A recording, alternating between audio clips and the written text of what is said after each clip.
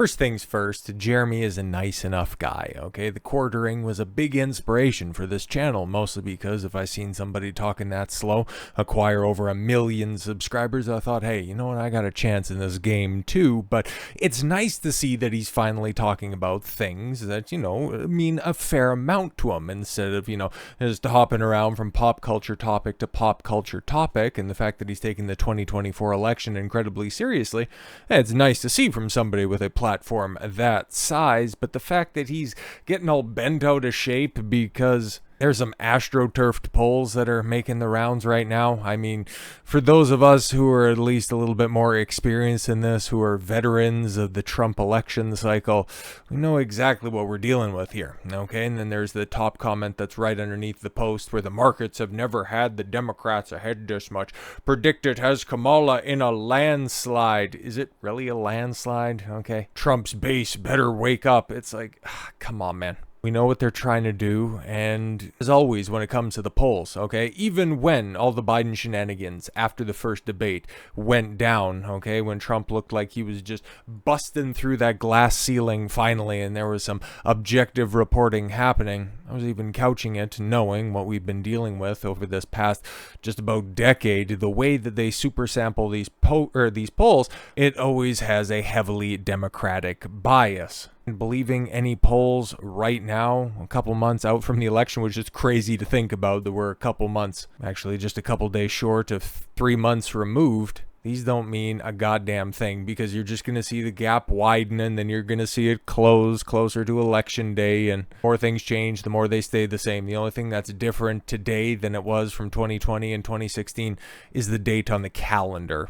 Because you can find anything. It's just like studies for anything else that's out there. You can find any bit of research that you want to justify your position. That's just one betting market. Here's the current odds at another. Yeah, where you got Poly Market that has Trump up. Is he going to win? Well, there's 52% chance that he's going to win. So basically the exact same numbers, just in the flip reverse position. The second half of the post right there, I don't think we should be complacent, but I also think, we don't need to be freaking out or panicking. 1,000%. Man, 1,000%, because these polls are highly manipulatable. Because if you want me to believe that somebody who has taken an even greater step back from the public spotlight is now polling better with the public, you're out of your mind. Biden's approval rating rises after he drops out of the 2024 race. I seen Razorfist quote this article, and it's like, that totally makes sense. It's like, understand the cycle that they put out there.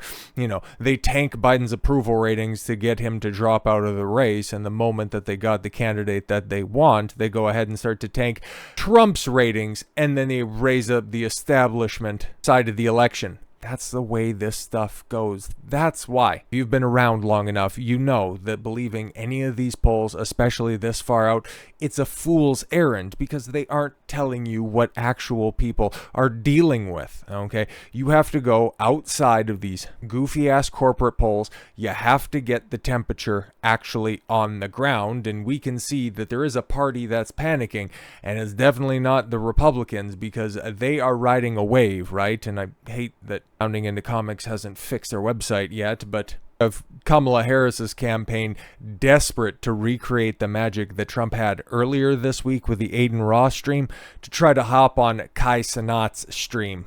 But here's the thing. Kamala's not an engaging interview, but I could understand why her team wanted to reach out to Kai, because, he's had rappers and 304s on his streams before, so it seems like a perfect home for Kamala. Then it also lets you know that, oh boy, the Democrats aren't exactly feeling that good about the black vote.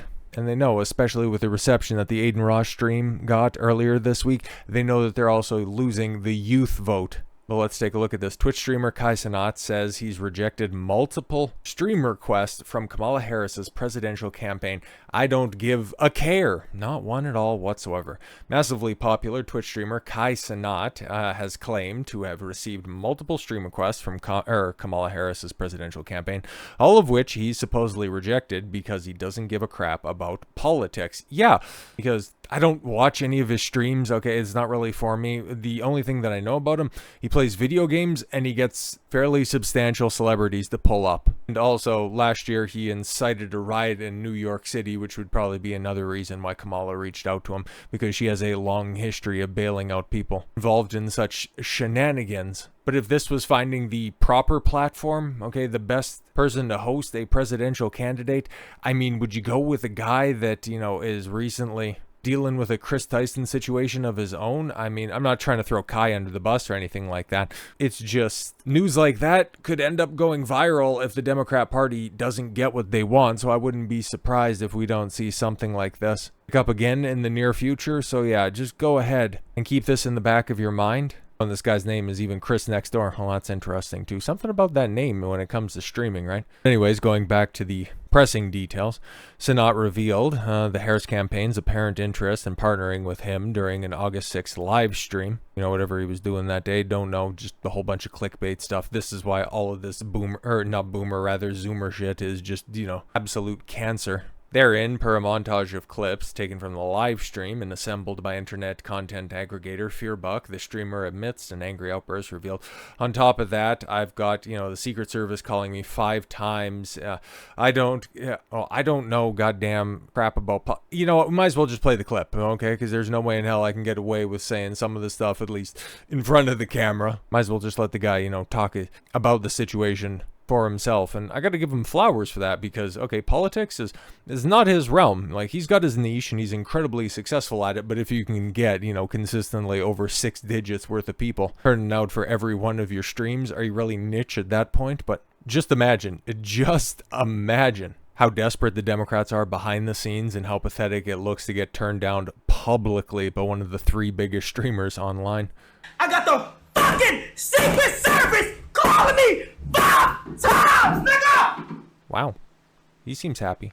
I don't know goddamn shit about politics, man. I don't know. No. Hey, I'm gonna keep it a stack. I'm gonna go ahead and say it. I don't give a fuck. Okay? Listen, I had a bad bitch that I've been trying to get on for like the last 3 years, People watch 2 years that I haven't spoke to in like a year. So he's too busy simping. Okay, so he's too busy simping to do an interview with a current presidential candidate. I wouldn't be surprised after this a public rejection if Hassan doesn't get the call here in the near future. I'm just going to go ahead. I'm going to say something wild's going to happen, because the Democrats want to recreate that success, which is undeniable at this point. It's either going to be Hassan or it's going to be stupid-ass Ninja, who I gave props to here earlier this week, or was it over the weekend? It was something like that when that video came out of him having a, you know, an incredibly rare victory, but he comes out and saying that Adin Ross is the most unhinged streamer after he had a Trump stream. Like, okay, what's he talking here? Adin Ross, who like might be one of the most unhinged streamers. Now, this is not talking smack. He's one of the most unhinged streamers. I think he'd even admit this. I don't really know, man. Like, I haven't watched a lot of Aiden's content, but in comparison to the freak out that we just seen Kai have, he seems like a pretty normal dude, okay? But anyways. Dude interviews Trump on a stream. Adin Ross is doing an interview with Trump on stream. Doing like whatever that little Trump dance move is, bro. Giving away Teslas or Cybertrucks. Like, we got Kamala Harris freaking doing and having people twerking at her shows, at her rallies. What the fuck is happening in this country, in this world? What is actually happening, dude? Now, to be completely fair, that's not exactly the worst take in the world, okay? With added context, it's like, yeah, this is politics now. Like it or not, it's always been an unapologetic popularity contest. It has always been a freak show to get the most eyeballs on your campaign and just raise your Q score. I don't know what else to tell you. So yeah, Adin Ross most unhinged? Nah, not really. But Kamala talking after a Megan Thee Stallion concert, I mean, you know what she's doing. She's pandering to the max to just reinforce the idea that polls don't mean absolutely anything. You got another one of these big streamers that's out there. Phantom, I've never heard of this guy, but he's got 6.1 million subscribers on YouTube and 2.5 million followers on Twitch, which it always shocks me how wildly popular some people are that I've never heard of in my entire life. But this is the tone and the tenor of the people that are on the ground. So yeah, fandoms out here talking, Kamala Harris beats Donald Trump, Trump. We're cooked as a nation. Kamala Harris has been trying to win over streaming community, but has been failing miserably. Phantom, I think we legal almost everywhere, but if Kamala Harris wins, all y'all basketball Americans is cooked. I'm laying on them, y'all. 1350s is done. It's over. I think we legal, all of that stuff again. But what am I doing? I'm doing this. I'm going to get just jibber jabber. Okay, so while I don't resonate with any of this stuff, okay, just watching somebody sit at a desktop setup, watching, reacting to videos, that doesn't mean that, and you can see it right there just a little bit in the picture right there. He's got 14,000 viewers at that point in time. Adin Ross consistently for the Trump stream had 400,000, peaked at just about 600,000 viewers.